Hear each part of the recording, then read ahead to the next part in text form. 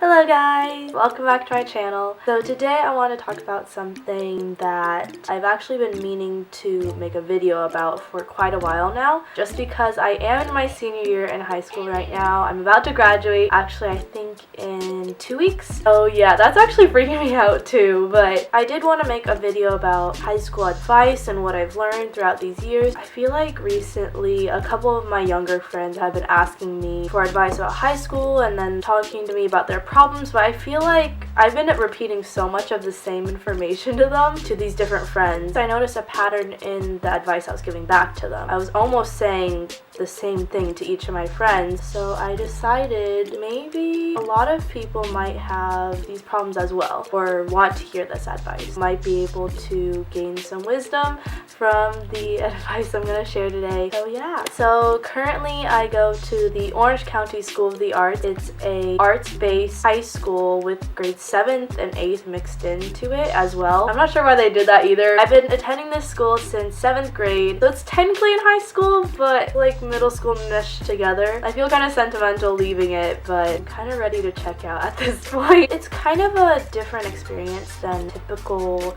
high school experiences. A lot of people like to compare it to, if you guys know the TV show Victorious, where they have like the performing arts high school. Yeah, I mean kind of, but it's not that extra at the same time. Okay, so let's just get into the advice. I wrote a couple of these things down as I was just thinking about them as they popped into my head over the last few weeks. Number one, if you have a bad teacher, be prepared to study on your own. I know this kind of may seem like common sense, but honestly, if I could go back in time and tell my freshman self or my younger self what to do when you encounter a teacher that just really cannot teach, buy the AP prep books needed like in the beginning of the course, like right when you start off, and just start reading the chapter before you go to class. Because what I noticed is that if you at least read the material first and try to get a sense of what it is, it'll be easier for you to listen to their lectures in class in which they attempt to teach you the material even though you don't really understand it. So I would buy the AP prep books first and the master study guides immediately as soon as you start the courses, because honestly that would have helped me out so much. I actually just took my APs last week and yeah,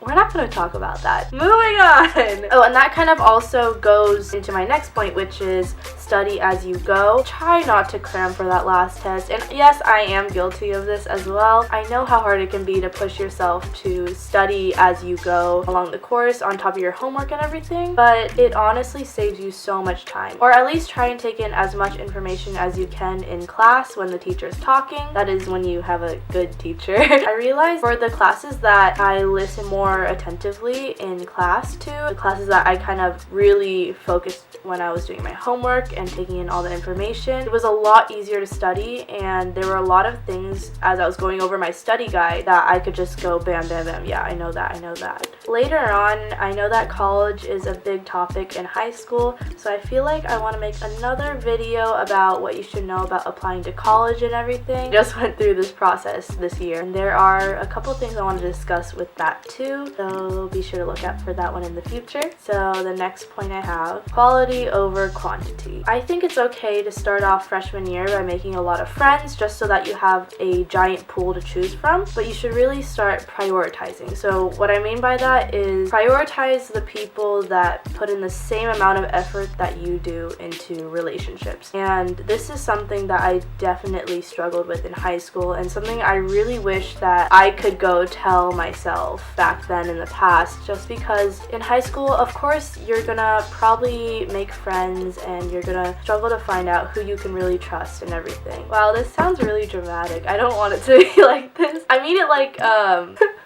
it sounds like this is like Mean Girls in real life or something. And by the way, no, high school is not how they make it in movies, so don't count on your life being like the movie like Clueless or Mean Girls with all this drama and stuff. I mean, I guess you can kind of make drama if you really want to involve yourself in that stuff, but yeah, it won't be as dramatic.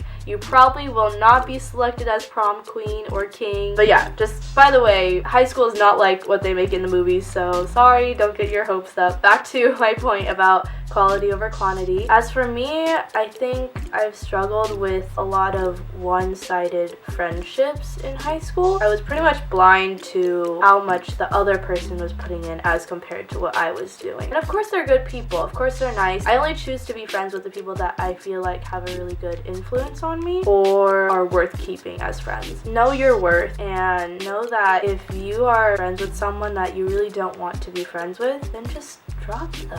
I know that's easier said than done, but trust me, I've had to do that to better myself. And honestly, in the end, it sucks. There may be people that you've spent a lot of time with, gotten to know really well, but in the end, something happens and you realize you guys really aren't a compatible match. And that's fine. Better people will come and go in your life, and it's kind of just something you have to accept. Next is something I really wish my counselors told me to do. I mean, technically they gave you like a flowchart and everything, but they didn't tell you to like make your own flowchart, which I made. Oh, okay, anyways, sorry. Map out your plans for the future, especially for college. Make a flowchart. And I was gonna get into this in my future applying for college video, but I guess I'll say it now. I really wish I made a whole flowchart of where I want to go, what I'm gonna do, or what I want to do, what will happen, and what I will do to fix that failure or success. So this is something that I wish I had done, because honestly, when applying to college, it's a whole big process, and sometimes you have prerequisites or things you wish you did maybe like a year ago or 2 years ago. I definitely will say this year I'd be like regretting sometimes, like, oh, why didn't I take another AP in junior year? Oh my gosh, I should have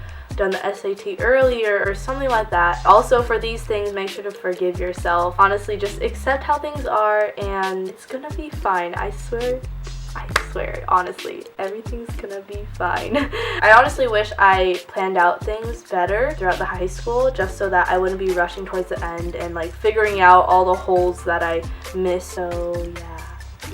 Okay, this is another thing that I've heard a lot of my younger friends struggle with. They always come to me saying like, oh my gosh, I'm gaining weight right now. Oh my gosh, I'm getting fat. I'm like genuinely saying this. Gaining weight in high school is totally normal. You are normal if you gain weight at some point in high school. I've seen people go through it. I personally experienced it, and everything's going to be fine. There's a reason for this, and for me, it was because we have such long school days at OCSA. Sorry, that's the acronym for my school. We have such long school days at OCSA. We go from 8 a.m. to 5 p.m. in the evening. I remember sophomore year was when I gained the most weight, and that was just because we had such long days. And I would just start eating in class just because I was either bored, slightly hungry because the long days, I would want to share with my friends or something, just like those kinds of things. And the thing is, you're going through this period of time where you can't control your own schedule and your own eating times. So I feel like, honestly, don't stress too much about it. And for me, I was able to lose the weight that I gained in sophomore year over the summer, and then also junior year, I gained a little more weight as well, and then I lost it all over the summer. It's definitely not something to stress about. And I'm going into college right now, right? So you know how like in college there's this saying of like freshman 15? That's like basically where when you're a freshman you're guaranteed to gain 15 pounds. In college, I believe that there's something similar in high school, and that would be sophomore 16.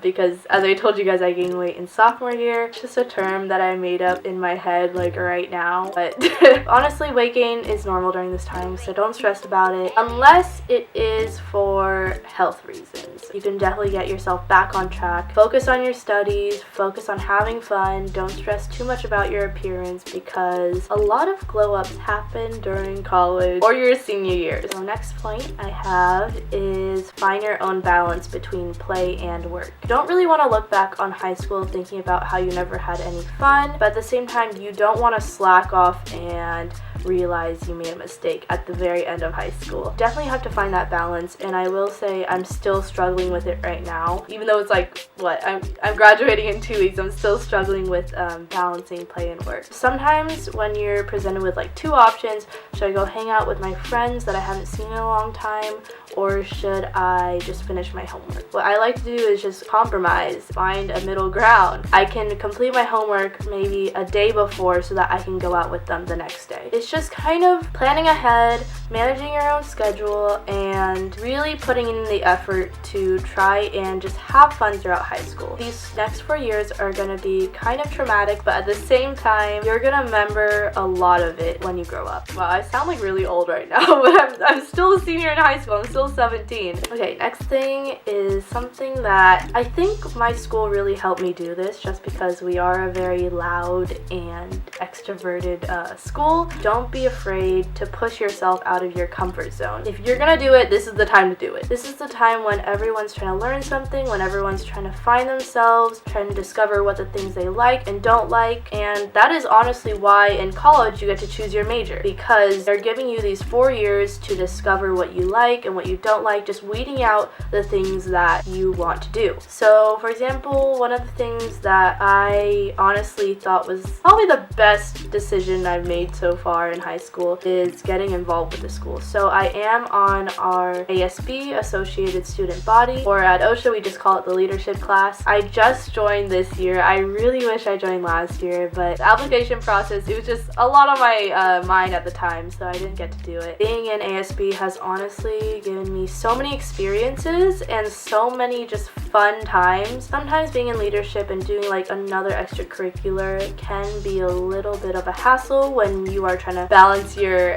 life between play and work, back to that other point. But I honestly feel like the friends I made, the work experiences, and everything that I've learned from leadership has helped me become more prepared for what I'm going to take on later in college. Getting involved with the school is one of the ways that you can really enrich your high school experience. Dating in high school, I feel like if you really do like someone in high school, then just go for it. Like, it's fine. As for me though, I don't really know. In senior year, I feel like a lot of things have happened. there was just, let's just say there was a lot of potential for getting into a relationship and stuff like that. But as for senior year, I honestly held back and just, I wouldn't say isolate myself, but kindly rejected anything that was gonna happen, just because we're all going to move on to another school. Maybe some people are even moving to a whole nother area. So I feel like I didn't really want to start anything this year, because my thinking was that if I do happen to see them later on in life, then maybe it's fate. I don't know. I wasn't really looking for anything, or I was kind of saving that for college and everything. So, but honestly, in high school, there's gonna be times when you're super stressed and you feel like the world's gonna fall down and everything's crumbling and everything's not fine and everything's just gonna explode. And you know what? You're gonna be fine. I swear, you're gonna survive these next 4 years for sure. I know that. Or next 3 years, 2 years, whether you're a freshman, sophomore, junior, senior, you're gonna be fine. I swear. I mean, look at me. I mean, I felt like I was falling into multiple pieces, but here I am, all in one piece in front of this camera. So yeah, I hope this was really helpful. I really wish I could go back in time and tell past Stacy all these things, but of course, with life, you gain experiences, and it's about passing on those experiences to people like you. Thank you guys so much for watching today's video. I know it was a little bit different from what I usually do, but I hope it was helpful, and I will see you guys in the next video. Bye!